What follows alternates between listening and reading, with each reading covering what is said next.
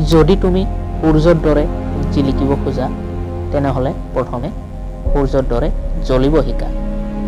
তুমি নিজৰ ভৱিষ্যত সলনি কৰিব নোৱাৰা, তুমি তোমাৰ স্বভাৱ সলনি কৰিব পাৰা। নিশ্চিতভাৱে তোমাৰ স্বভাৱ তোমাৰ ভৱিষ্যত সলনি কৰিব। বাট চাই থকা ব্যক্তি এজনে সিমানেই পায় যিমান চেষ্টা কৰা লোকে এৰি যায়। যিকোনো মানুহৰ কঠিনতাৰ আৱশ্যক, কাৰণ সফলতাৰ আনন্দ ভোগ কৰিবলৈ ইয়াৰ প্ৰয়োজন। সপোন এইটো নহয় যিটো আমি শুই থাকি দেখো, সপোন সেইটোৱে যিটোৱে আমাক শুব নিদিয়ে। জীৱনত সমস্যা আমাক বৰবাদ কৰিবলৈ নাহে, নিজৰ মাজত লুকাই থকা প্ৰতিভা আৰু ক্ষমতাৰ পৰিচয় কৰাবহে আহে। সপোন পূৰ্ণ হোৱাৰ আগতে সপোন দেখিব লাগিব।